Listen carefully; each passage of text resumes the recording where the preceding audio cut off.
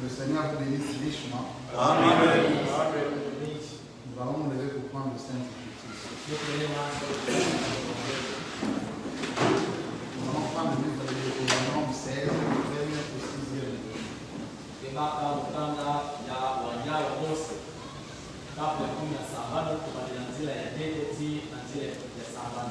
Observe le mois des épis et célèbre la Pâque en l'honneur de l'Éternel. Car c'est dans le mois des épis que l'Éternel, ton Dieu, t'a fait sortir d'Égypte pendant la nuit.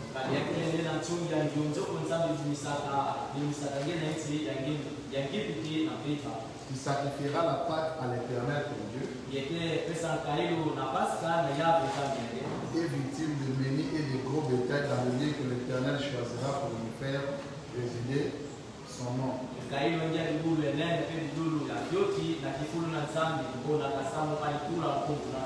Pendant la fête, tu ne mangeras pas du pain levé, mais tu mangeras 7 jours de pain sans levain, du pain d'affliction, car c'est avec précipitation que tu es sorti du pays d'Égypte.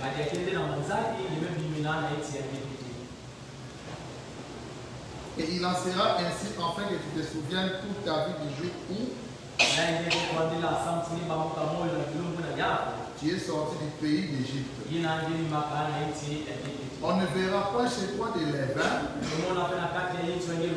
dans toute l'étendue de ton pays pendant 7 jours. Et aucune partie des victimes que tu sacrifieras le soir du premier jour ne sera gardée pendant la nuit jusqu'au matin.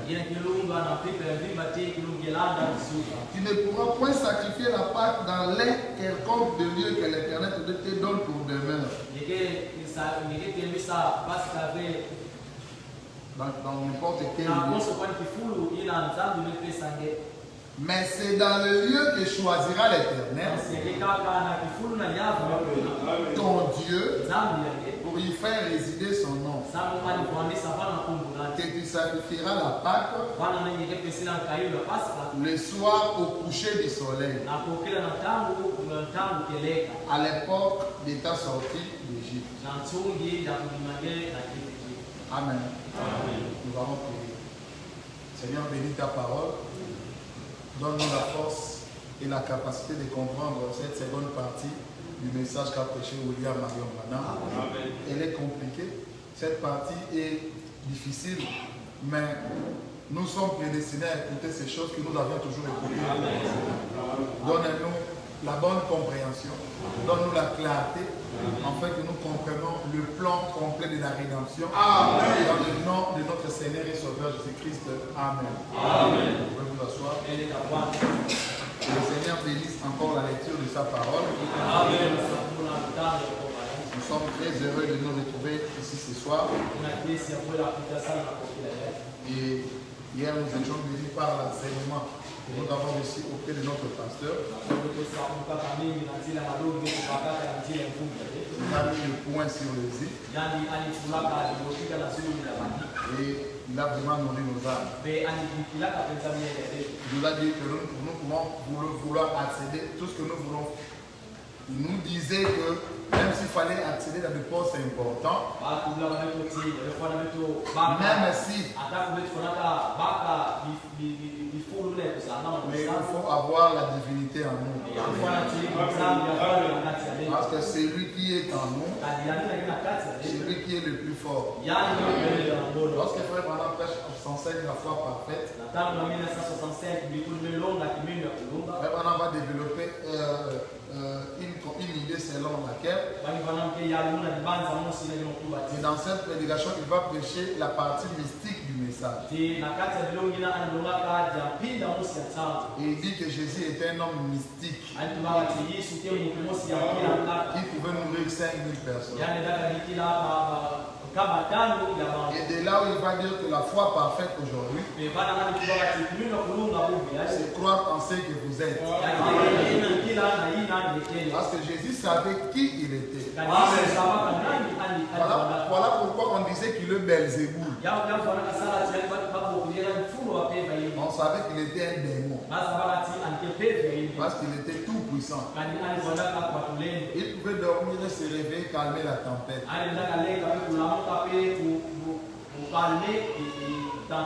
Or, cette puissance qui était dans Jésus, c'est la même puissance dont nous parlons. Et c'est de cette même puissance que nous parlerons ce soir.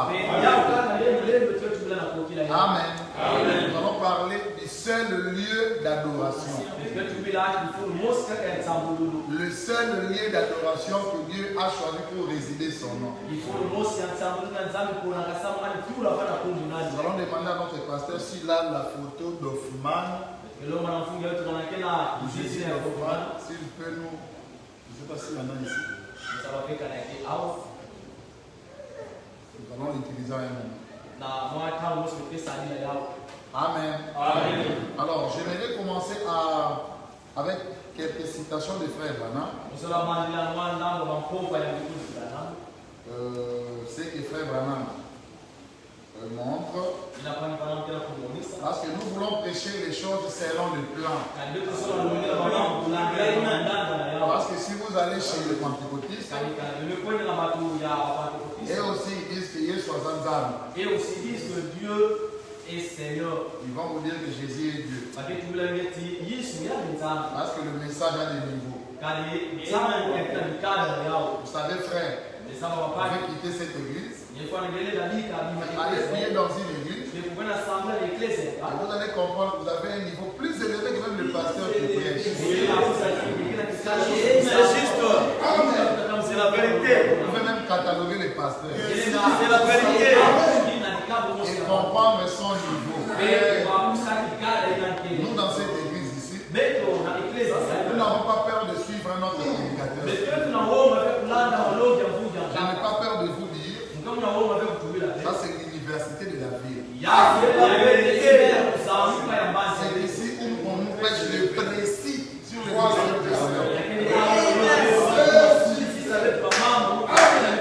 si vous voulez prêcher le lieu d'adoration, ne vous arrêtez pas la photo d'Hoffman. Va chez Kabubi Walesa. Va chez Maman Hollande. Amen. Parce que Dieu voyage de montagne après montagne, temple après temple. Et si tu continues à adorer Dieu dans l'endroit où il était, c'est vrai, il était là. Mais quand tu voyages, il restait dans l'ancien temple. C'est ça l'Ikabod. Alors je sais que le maman n'aime pas trop les choses profondes du message. Ils adorent quand ils ont théophanie, guérison, ainsi de suite. Nous allons faire lundi, mardi, nous essayons d'aller, nous allons creuser et le mercredi, nous prêchons.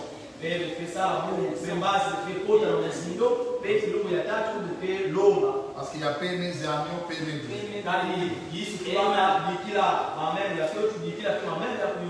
Paul n'a pas seulement écrit aux Éphésiens, il a aussi écrit aux Corinthiens, il a aussi écrit aux autres. Parce que même dans la croissance spirituelle, nous venons l'un après l'autre. Amen. Alors, je voulais commencer à dire ce soir que si nous voulons prêcher le seul lieu d'adoration, nous devons prêcher selon le plan. Frère Branham, vous devez naître de nouveau par 46. Frère Branham relate comment un rêve qu'avait le frère Levi.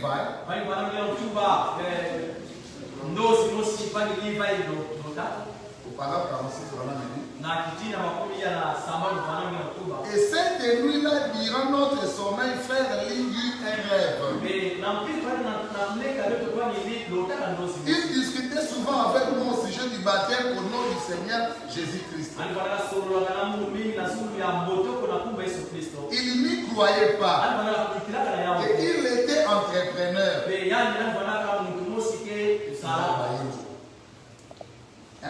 Donc un maître d'ouvrage. Ainsi il m'a dit, frère Branham, j'ai fait un rêve. Et il a dit, j'ai rêvé que j'étais allé à New Albany. Je construisais la maison d'un homme. Et il m'en avait donné le plan. Cependant, quand je vis comment il avait décidé de fenêtre et disposer une certaine pièce, je me suis dit, ce n'est pas correct. Ça ne peut pas être correct. C'est le contraire. Ce n'est pas correct. Alors je l'ai construit de la façon que je croyais correcte. Et quand il est revenu de ses vacances en Floride, moi j'avais presque terminé ma maison. Mais lui a jeté un coup d'œil à sa maison. Puis il est allé chercher le plan. Il y a jeté un coup d'œil et il a dit,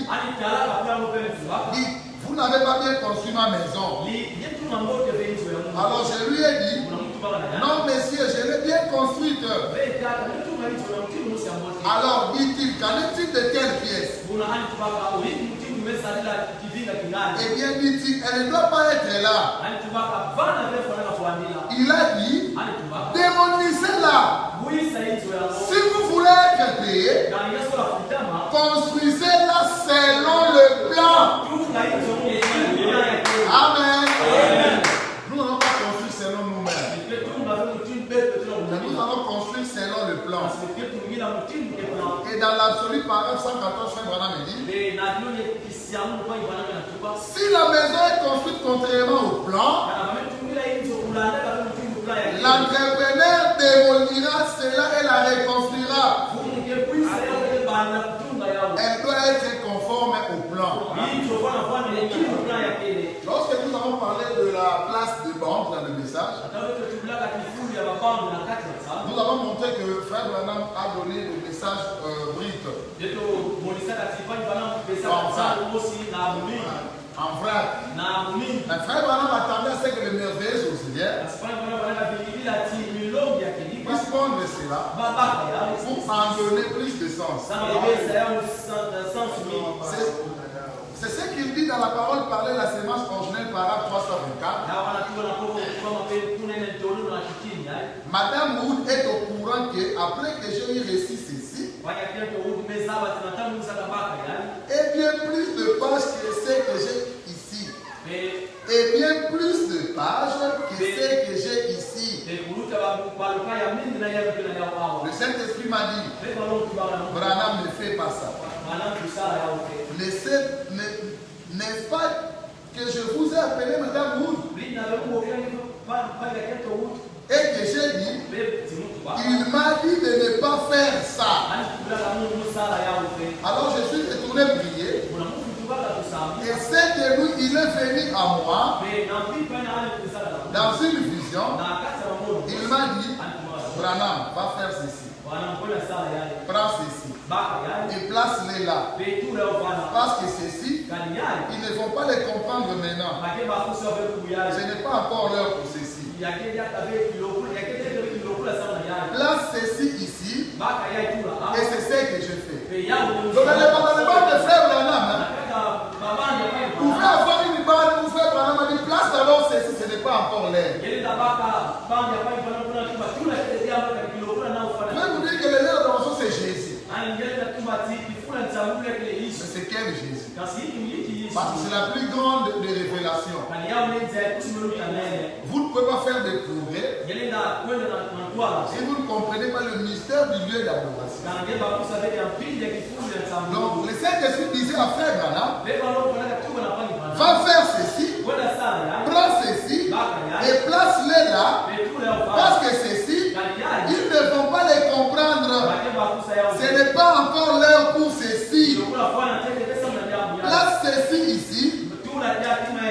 ce que j'ai fait, c'est vrai.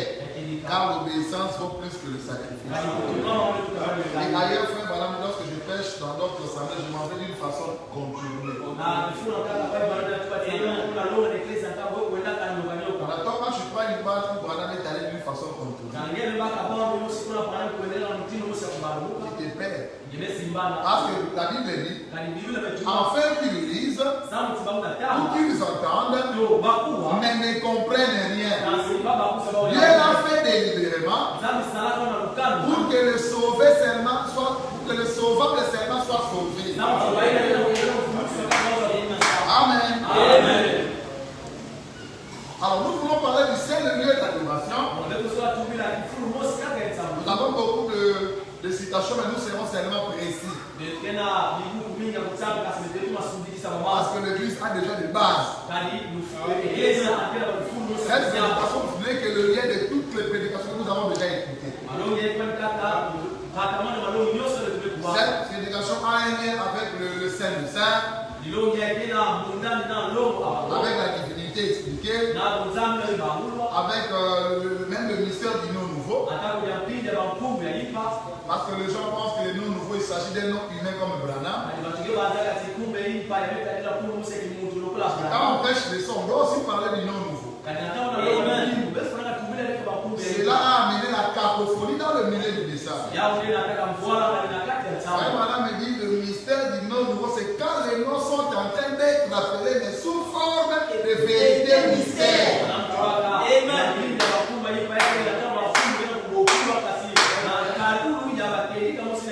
Parce que le nom nouveau de Jésus est lié au nom nouveau du vainqueur. Pour comprendre le nom nouveau de Jésus, il faut commencer par comprendre comment est ton nom. Madame, ce n'est pas un nom qui est comme Levi. Mais c'est quand on prêche de livre et que les gens crient des amens. C'est ça, écouter son nom dans l'église. On va en parler une autre fois. Tout ceci, c'est le lieu d'adoration. Cela aborde le temple. Alors, amen. Alors, lorsque nous parlons de ces choses, dans la prédication, écoutez les paroles 22. Frère Branham a parlé de l'Ancien et du Nouveau Testament. Il dit, Frère Branham a parlé du Nouveau Testament et de l'Ancien Testament. Il dit, tout l'Ancien Testament était pour ainsi dire l'ombre du Nouveau Testament. Et tout ce qui était dans le Deux Testament était une ombre de ces jours. Si nous voulons comprendre le lieu d'adoration, nous devons rentrer dans le titre. Parce que l'ancien, le nouveau, était l'ombre de ces jours-ci. Voilà pourquoi Frère Branham a prêché le Christ identifié dans tous les âges. Quand Jésus disait aux pharisiens, Abraham a vu mon jour, ils n'ont pas compris cela. Toi, tu n'as pas 50 ans. Tu as des frères et des sœurs, tes parents sont là, tu es né. Mais comment tu dis que tu y as vu Abraham? Ils n'ont pas compris le seul lieu d'adoration. Ils n'ont pas compris qu'il y avait Jésus dans Jésus. Qui était chez Abraham? C'était l'objet d'adoration. Qui était dans le temple de Jésus. Et cet objet d'adoration, celui qui est en toi et moi. Et cet objet d'adoration, il s'appelle Jésus. Amen. Amen. Alors,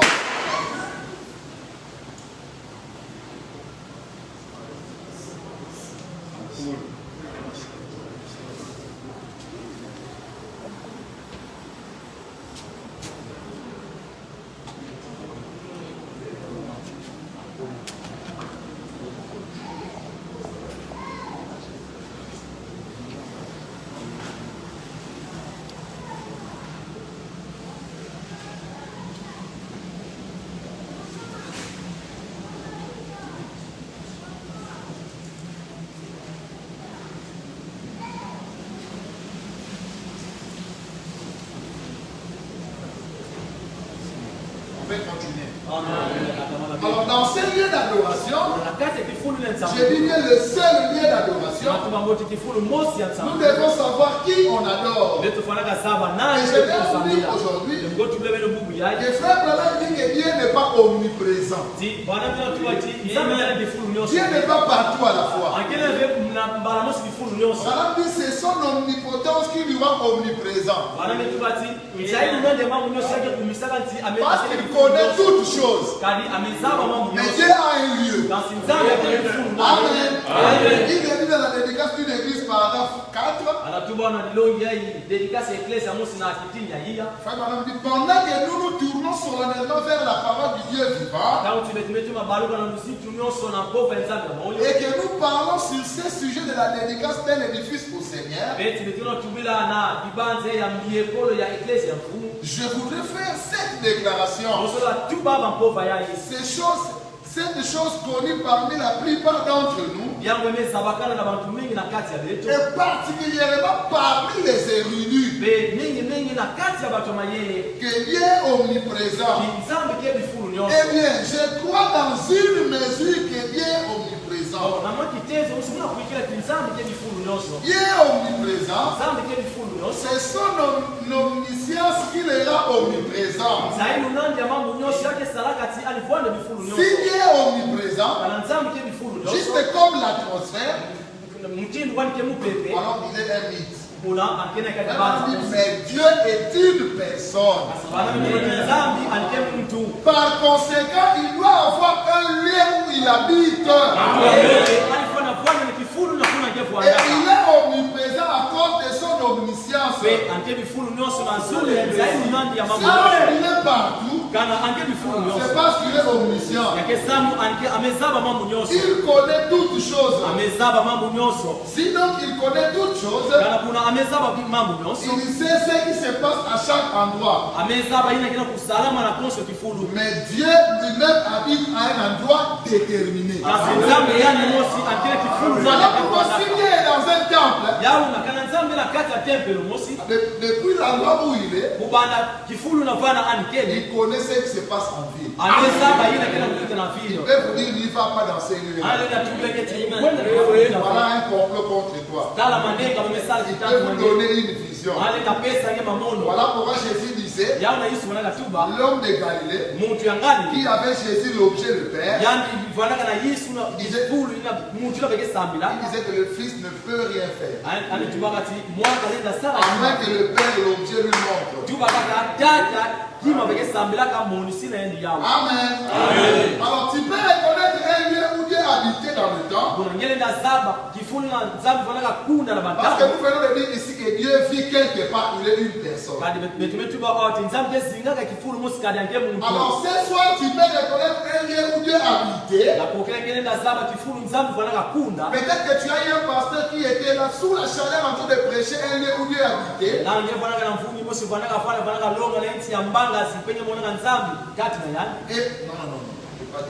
Peut-être que tu as eu un pasteur qui essayait de te montrer un lieu où Dieu habitait. Il était sous la chaleur, là, il transpirait pour prêcher.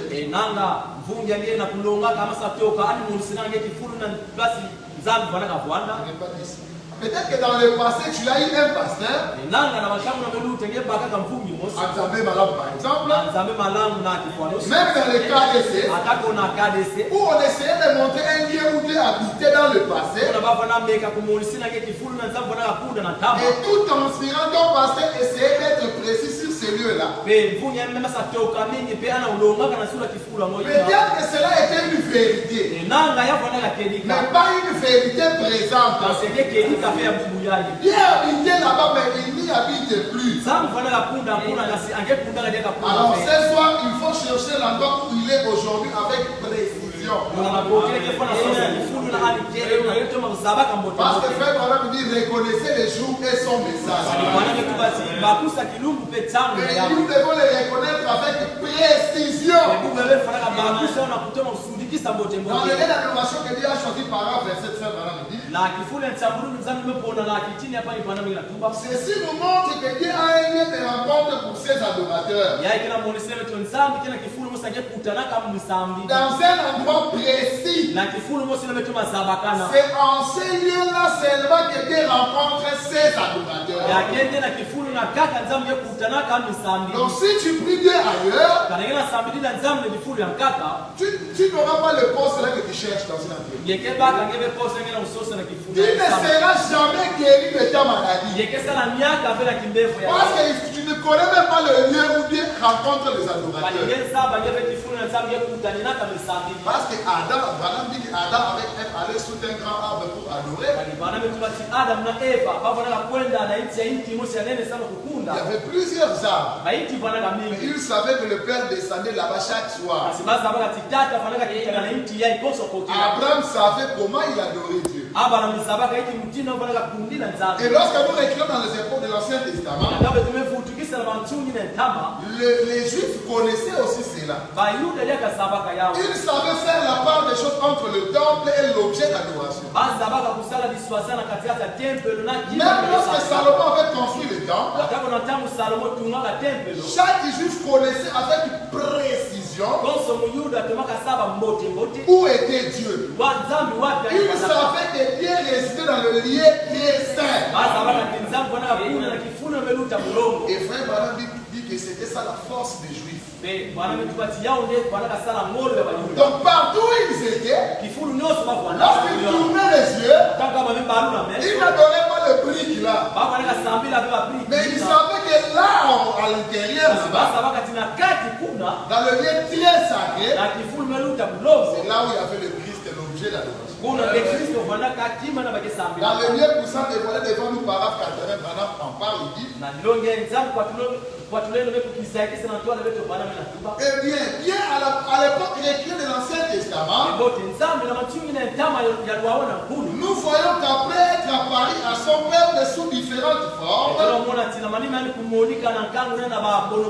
il s'est voilé derrière de vieilles peaux de blaireau à son propitiatoire. Caché derrière des peaux de blaireau. Nous voyons comment lorsque Salomon fit la dédicace du temple du Seigneur, et que ces peaux de blaireau étaient suspendues là, ces voiles. Comment Dieu entra sous forme de colonne de feu d'une nuée, descendit là derrière et se voilà au monde extérieur. Les Philistins ne comprenaient pas. Ils ne voyaient que le temple. Et il y a quelque chose de mystérieux lorsque Dieu démontre à Moïse le vide de refuge. On a cité 7 villes de refuge. Mais il y avait une 8e ville qui était inconnue. C'était le temple. Voilà pourquoi Joab a fui au temple. Donc le temple était la ville de refuge inconnue. Il fallait seulement être un initié pour comprendre que si je fouillais au temple, je serais épargné. Les Juifs, même après que je ai quitté ce temple-là,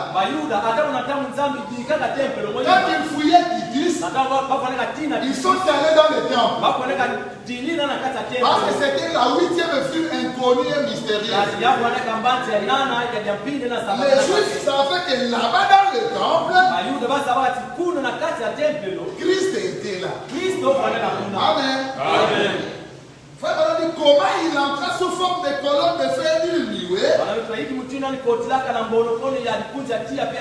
descendit là derrière et se voilà au monde extérieur. Mais par la foi, Israël savait qu'il se trouvait là. Il savait qu'il y était. Peu importe ce que le monde du païen pouvait en dire, il était caché à le croyant. Mais le croyant par la foi savait qu'il était là derrière. Et les Juifs obtenaient miséricorde miséricorde. Et lui était à son propitiatoire. C'était un grand secret. Quel était le secret des Juifs? Ils savaient que là dans le propitiatoire, dans le très sacré, Dieu était là. Et les païens ne connaissaient pas ça.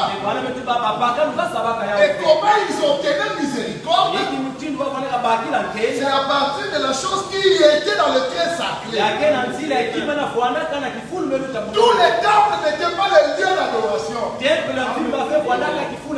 La miséricorde n'était pas partout.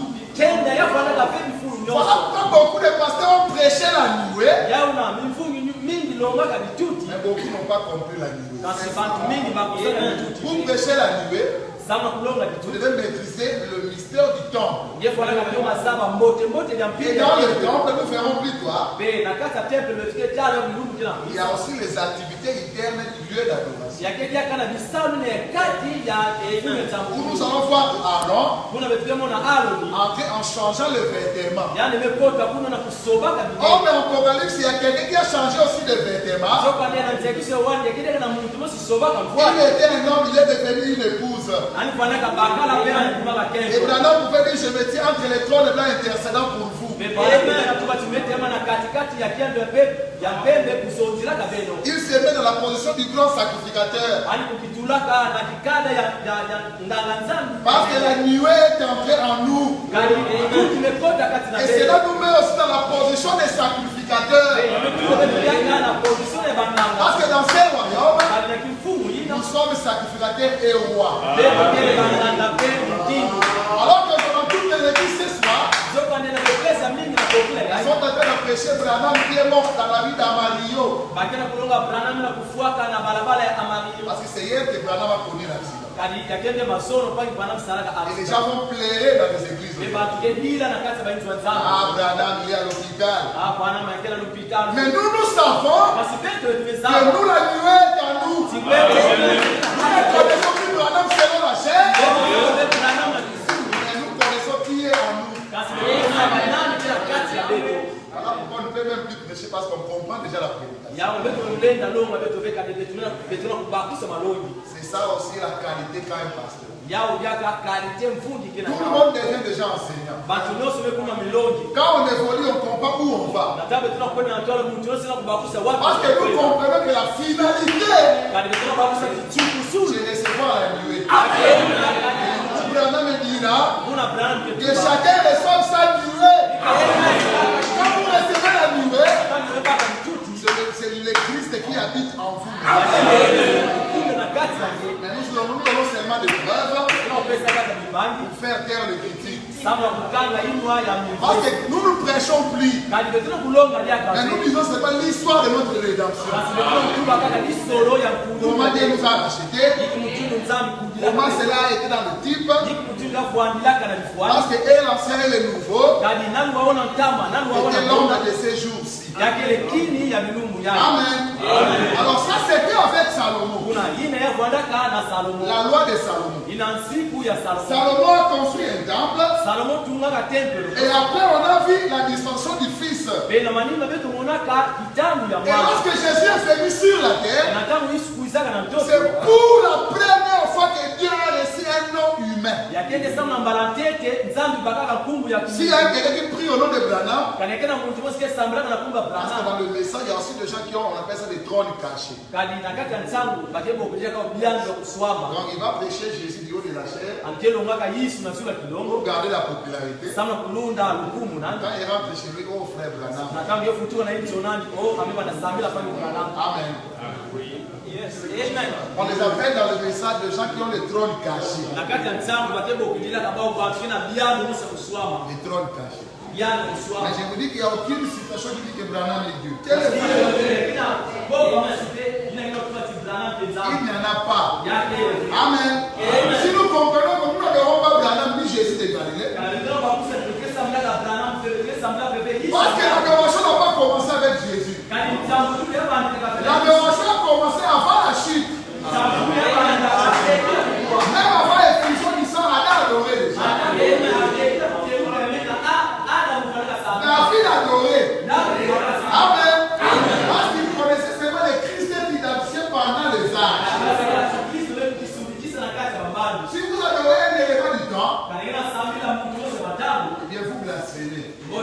Alors je disais ici que pour la première fois que Dieu a donné son nom à un humain,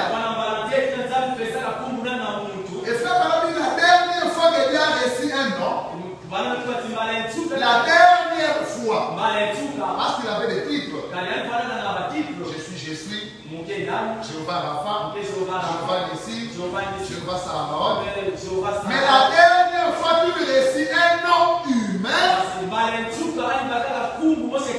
c'est quand un homme fut appelé Jésus.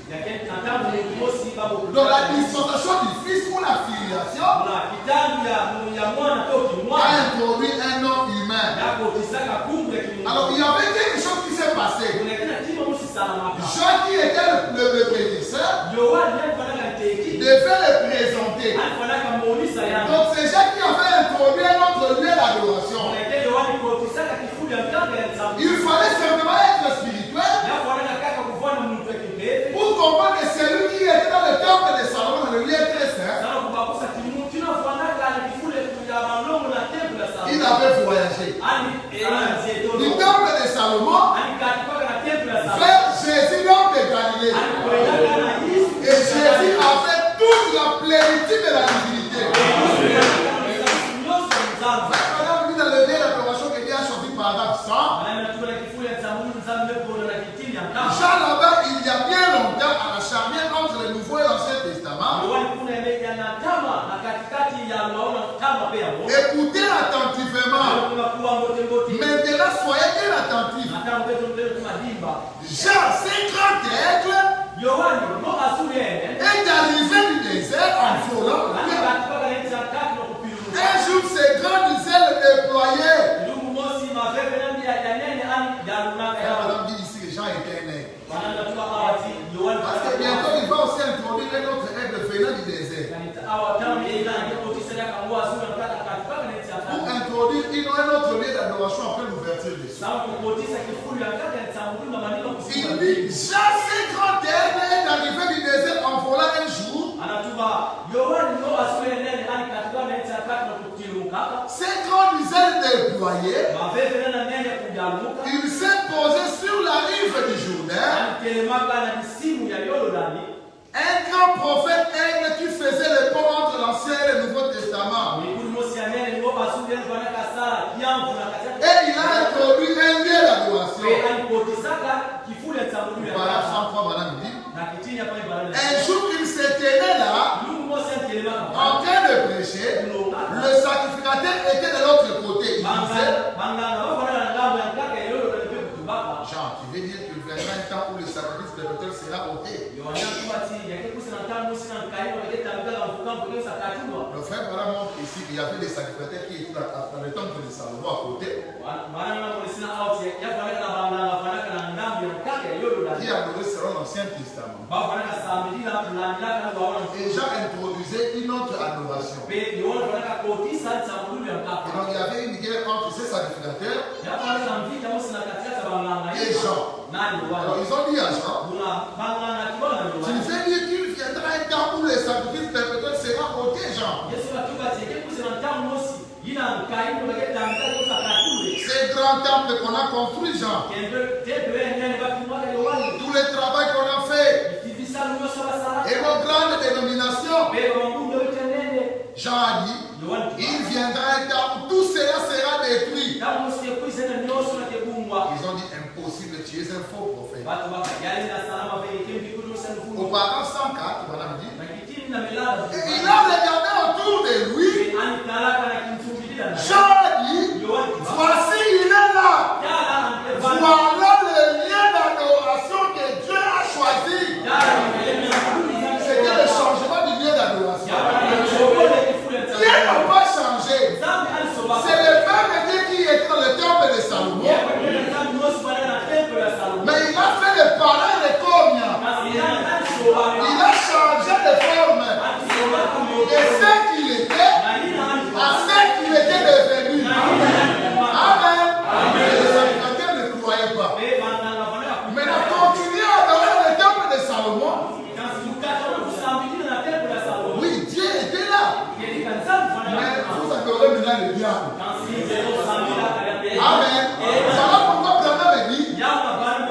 beaucoup adorent Jésus adorant le diable aujourd'hui. Parce que la prostituée qu'on voit dans le livre d'Apocalypse, il a porté un nom Jésus. C'est-à-dire la femme dans la Bible, c'est l'église. C'est Jésus, mais c'est le diable. Amen. Et lorsque Jean a fait introduire notre lieu d'adoration, combien a cru à cela? Pas beaucoup de monde. Les gens lui ont coupé la tête alors qu'il disait des choses vraies. Amen. Il a regardé autour de lui, il a dit, voici il est là. Voilà le lieu d'adoration que Dieu a choisi. Voilà l'agneau, le véritable agneau qui ôte le péché du monde. Le seul refuge qui existe dans le monde. Parce que les gens pensaient que le temple était le lieu de refuge. Mais Jean introduit un autre lieu d'adoration. Amen. Et lorsque Jésus est venu, c'est ici où nous sommes contre les imitaires. Parce que les gens, c'est ici où on nous a présenté Hoffman. Et dans le milieu du message, tout le monde était imitaire. Ils ont dit que Jésus était son père. Et l'objet et le temple étaient un. Et lorsqu'on prêchait le seul lieu d'adoration, on a dit que c'est que Jean a dit. Alors le frère on a dit qu'il y a une différence entre le nom Jésus et le nom de Jésus.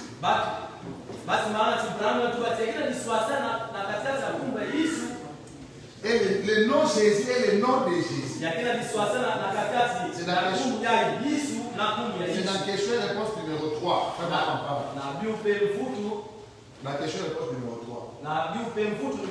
Il dit que le nom Jésus c'est la personne elle-même. Et le nom de Jésus fait allusion à cette personne. Donc lorsque les gens présentent l'agneau qui ôte le péché du monde, la Bible était claire. Il dit que c'est depuis ce jour-là que l'esprit a habité à Joseph, a commencé à l'aimer. Comme le Fils est venu au nom du Père. Donc le Père s'appelait Jésus. Donc il y avait Jésus dans Jésus.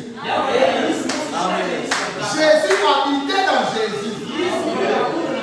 Le Jésus qui habitait dans Jésus ici, était celui qui était chez Abraham. C'est celui qui descendait dans le lieu très saint au temps de Salomon. Parce qu'il est esprit. Frère, personne ne verra Dieu, personne ne le verra parce qu'il est esprit. Mais c'est Dieu a plein de formes. Donc toute la plénitude était dans ce Jésus-là. Donc Jésus était le temple de Salomon mobile. Il était la piscine de Bethesda.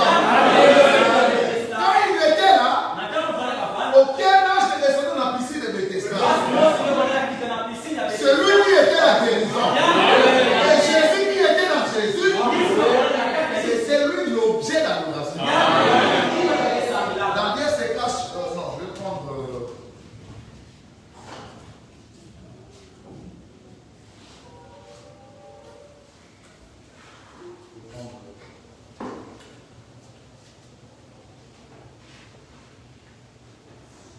Dans Dieu se cache, puis se révèle à la simplicité par là, c'est comme si soit dans la Bible.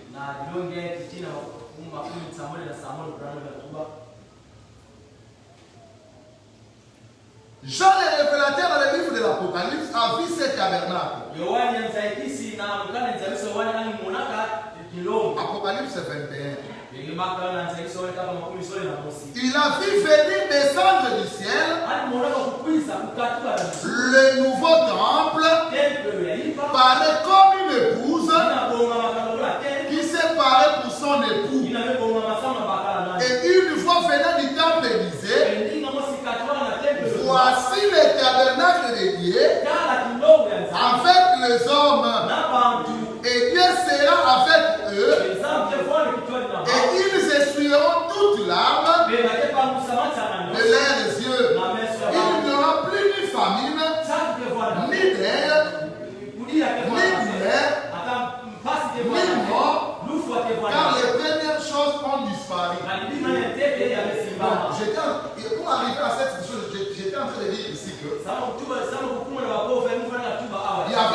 en Jésus. Or, le corps de Jésus de Galilée est seulement un corps pour le sacrifice. Parce que Jésus devait introduire une autre dispensation. Et c'est la dispensation que notre Jean va voir dans Apocalypse. Parce que nous aurons maintenant deux gens. Il y a Jean-Baptiste qui voit un temple de Jésus de Galilée. Ici, par rapport à notre Jean le révélateur. Nous avons deux gens. Jean-Baptiste a introduit Jésus, l'homme de Galilée, qui était un temple pour la deuxième dispensation, où tous les prières allaient vers Jésus. Mais nous, comme on le dit toujours le passé, notre message c'est dans l'Apocalypse. Alors lorsqu'on arrive dans le livre de l'Apocalypse, on nous parle encore d'un autre temple pour adorer. Ce qui fait qu'un autre aide de faire aller dans le désert d'Arizona pour revenir avec le message de sauve et détruire tous les autres liens d'adoration que Jésus offre pour les bâtir dans lequel où Jésus sera adoré. Auparavant, 108 frères, madame me dit Dieu se cache et c'est la belle de la simplicité. Alors mon frère, je vais vous demander quelque chose pour terminer. On pourrait dire ceci dans Malachie 4. Donc quand vous lisez Malachie 4, voilà comment on va interpréter Malachie 4. Parce que j'ai lu ici que Jean était un nègre qui a introduit Jésus. Quand on arrive à Malachie 4, lui aussi introduit une autre dispensation. Mais nous est-il pas aussi promis qu'un autre aigle avec une colonne de lumière qui suivrait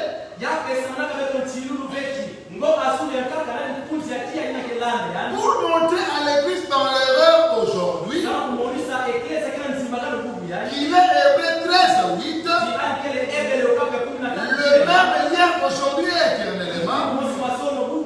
Mais nous est-il pas promis un autre qui a différé du désert en volant?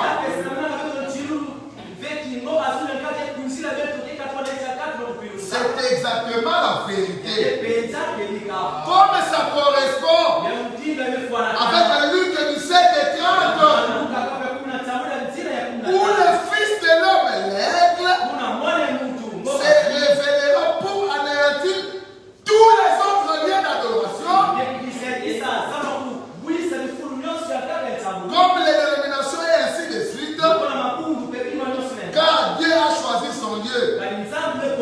Jean a dit, le voilà. Donc, nous, notre temple pour adorer, c'est ce que Jean présente dans l'Apocalypse 21. Et dans ce temple-là, l'objet c'est Jésus. C'est Jésus que nous adorons là-bas. C'est le même Jésus qui est dans le temple de Salomon. Il est le même hier, aujourd'hui et éternellement. Mais à l'exception du corps physique. À l'exception du corps d'Offman. Voilà pourquoi nous adorons Jésus de Jésus adoré. C'est comme ça que les gens n'ont pas compris dans le message au début. Mais pourquoi Jésus adoré? Il est déjà lié. Pourquoi on dit qu'il montait à la montagne pour prier son Dieu? C'est parce qu'on croyait que Jésus était un avec son Père. Jésus n'était pas un avec son Père. Le Père, l'objet était dans Jésus. Et c'est le même objet d'adoration qui voyage montagne après montagne, dispensation après dispensation. Et quand on arrive dans le livre d'Apocalypse, Jean le présente. C'est depuis Jean-Baptiste, mais c'est Jean le révélateur. Et dans l'antitype, comme Jean-Baptiste a présenté un lien d'adoration, aussi était un être provenant du désert. Si Jean n'était pas dans le désert, Jean-Baptiste, où il a fait la fusion de la colonne de feu descendant sur Jésus, l'homme de Galilée. Peut-être qu'il allait présenter Judas Iscariote. Et tous les plans de la rédaction seraient en mou. Alors quand on arrive au temps de l'enfer, William et Branham aussi devaient aller dans le désert pour venir pêcher le seul lieu d'adoration, mais préciser après l'ouverture des choses. Amen. C'est ça le message d'aujourd'hui. Dans le lien d'adoration que Dieu a choisi, auparavant 65 pendant mes dit, il y a des braves gens dans le monde, des bonnes églises, mais il n'y a qu'une Madame Jésus-Christ. Et c'est bien pour elle qu'il vient. C'est là que se trouve son nom. Où se trouve son nom aujourd'hui? C'est dans Madame Jésus-Christ. Madame dit, c'est là que se trouve son adoration. Où est-ce que vous devez adorer? C'est dans Madame Jésus. Madame dit, en elle et en elle seule. Amen. Parce que l'œuvre de Madame détruit tous les autres lieux d'adoration. Il vous présente un autre lieu. C'est Madame Jésus-Christ. Parce qu'après le mariage de l'agneau, l'époux donne son nom à l'épouse. Lui qui était digne, il dit vous êtes digne. Vous devenez le lieu final d'adoration. En elle et en elle seule. Après le mariage, le seul lien d'adoration qui était Jésus de Galilée devient son épouse après le mariage. Qui est Jésus? C'est sa femme. Où est le lieu? C'est dans son épouse. Amen. Dans le seul lien d'adoration auquel il y a plus par exemple 214 et c'est non dans la parole. Parce qu'il est la parole, amen. Qu'est-ce qu'il est alors? La parole interprétée aujourd'hui est la manifestation du nom de Dieu. Quand la parole vous est interprétée, quand la divinité vous est expliquée, c'est ça la manifestation du nom de Dieu. Amen. Le époux vient pour être son épouse. C'est ça la divinité expliquée aujourd'hui. Quand vous adorez, n'adorez pas un Dieu qui est dans le vent. Ne soyez pas la photo de Paul pour plaire. Jésus était ici. Mais c'est même Jésus qui était dans Jésus. Il a dit, je monte vers mon Père et votre Père. Vers mon Dieu et votre Dieu. Alors pourquoi il n'a pas honte de vous appeler ses frères? Et dans ces royaumes où nous sommes sacrificateurs, c'est un royaume des égaux. Amen. Où l'épouse vient pour être son épouse. Dans ce lever du soleil, par exemple, 111, voilà, me dit. Et comme lui est l'époux, alors l'épouse, et comme lui est l'époux, alors l'épouse doit être manifestée. Car elle est une partie de lui. Elle ne peut être que la manifestation de l'accomplissement de toutes les révélations de tous ceux qui ont parlé de l'épouse. Elle ne peut être que la manifestation de l'accomplissement de toutes les révélations de tous ceux qui ont parlé de l'épouse. Elle ne peut que se manifester. Et si elle fait fait quelque chose différemment de l'époux, alors elle n'est pas l'épouse. Ici, Branham parle du mari. Hein. Si elle fait quelque chose différemment de l'époux, moi je suis l'épouse, mais je suis en train de boire le whisky. Alors vous n'êtes pas l'époux. Donc on va vous prêcher comment vous marier selon Malachika. Comment vous comporter à l'église. On vous demande comment l'époux a vécu. Si tu ne peux pas manifester l'époux, alors tu n'es pas l'épouse. Parce qu'elle est chère de sa chair, os de ses os, puissante de sa puissance, vie de sa vie. Et vous savez ce que je vais dire à la fin? Alléluia.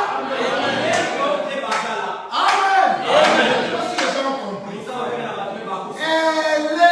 Alléluia. L'épouse est l'époux. Est-ce qu'on va pousser les cris pour dire Amen?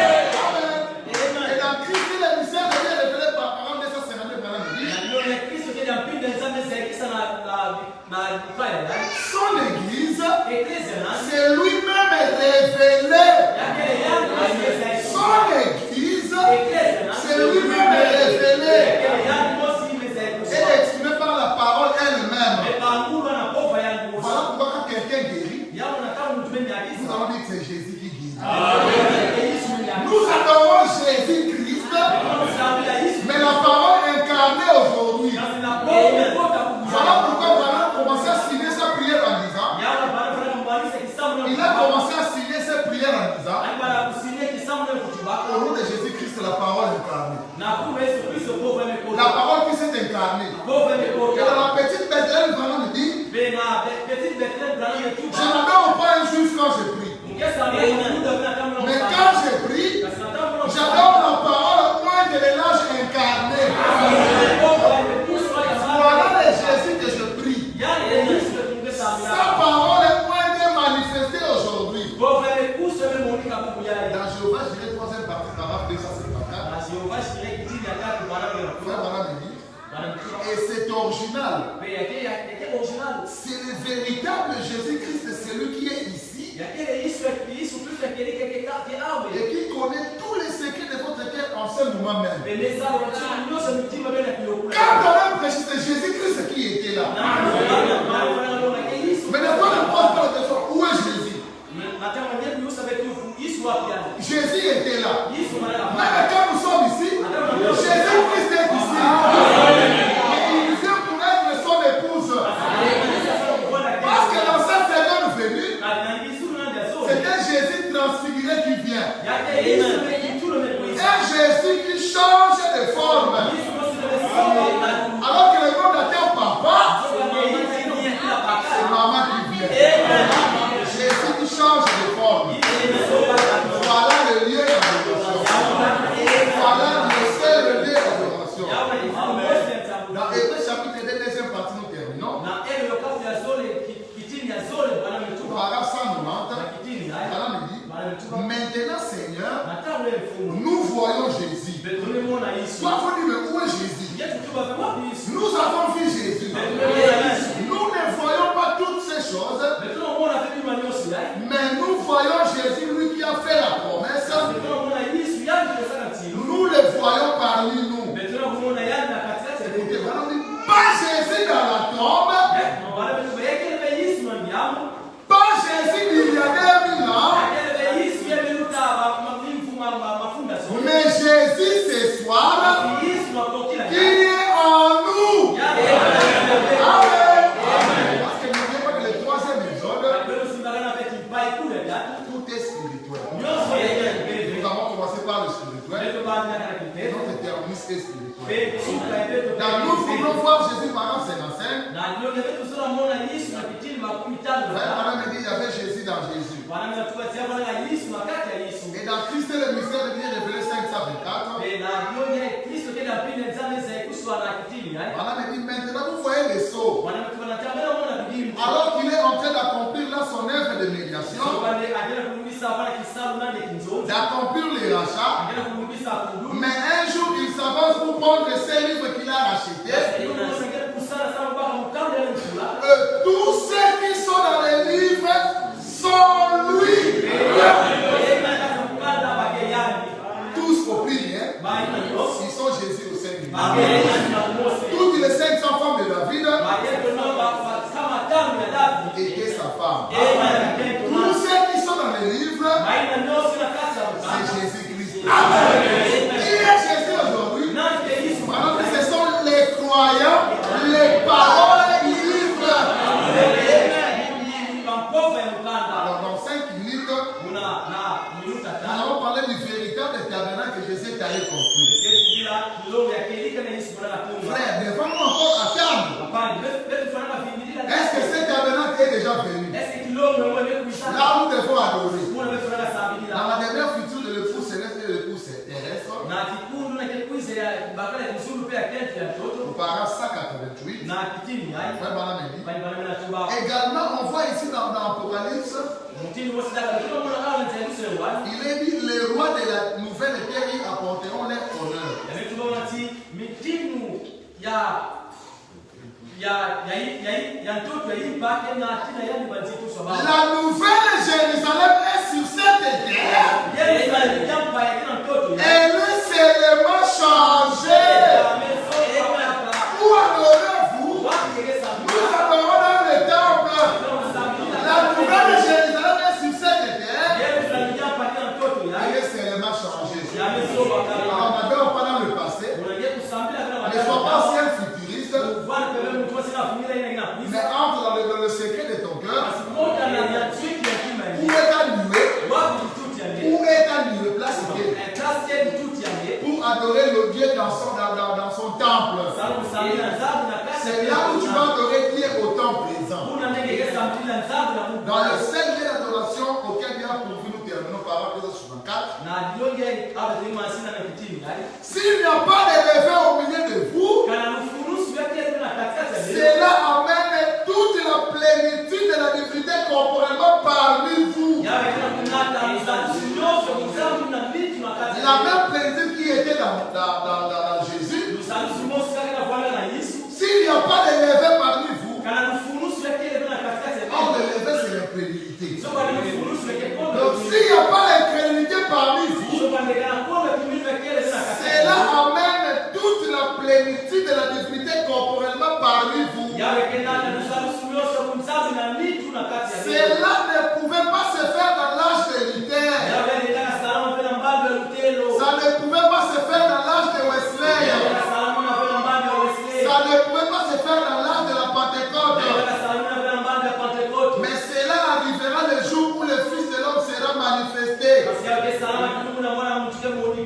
Révélé. Il rassemblera l'Église avec toute la divinité de Dieu manifestée au milieu de son peuple. Et accomplissant le même signe visible, se manifestant lui-même comme il le fit au commencement, lorsqu'il fut manifesté sur la terre sous la forme d'un Dieu prophète. Le même dit dans la continuité. Le même signe, la même puissance, la même divinité, comme lorsqu'il fut manifesté sur terre sous la forme d'un Dieu prophète Jésus de Galilée. Frère Madame dit, oh gloire! Cela a été promis dans Malachie 4 et dans le reste des Écritures. Il vous pose la question, où adorez-vous? Dans la maison de Dieu, assis au temps présent. L'adoration au temps présent. On adore Dieu au temps présent. Là nous avons l'objet de la nuée. Voilà pourquoi le message de Frère Branham en une phrase, c'est que chacun reçoive sa nuée. Quand vous recevez la nuée, qui ont habité dans votre âme pour chasser les ténèbres, vous adorez Dieu dans le temps présent. Et c'est le seul lieu d'adoration que Dieu a choisi. Cela termine le plan complet de la rédemption. Et le Seigneur vous bénisse. Amen.